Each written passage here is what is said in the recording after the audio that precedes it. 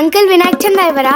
ఎంతమందికి ఇవ్వాలి? ఇస్తే పుణ్యాలే సార్. మాకు వచ్చిన పుణ్యం చాలులే. అలా అనకండి సార్, వినాయకుని చందా అయిపోతే వచ్చే జన్మలో ఎలకాయ పుడతారంట.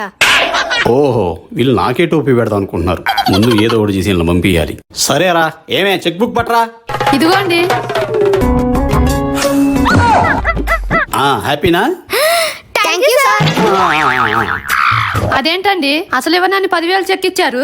ఓసే బీరకాయ మొహం దానా, నేనేమన్నా చెవులో చింతపండు పెట్టుకున్నాను అనుకున్నావా? వాళ్ళకి ఇచ్చిన చెక్కు చాలదో. అవునా?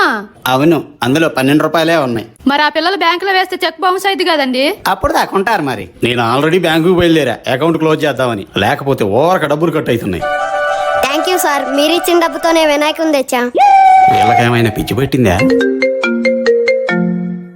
హలో శ్రీను గారు, మీకు ఇవ్వాల్సిన 10,000 మీ అకౌంట్లో వేసా, చూసుకోండి.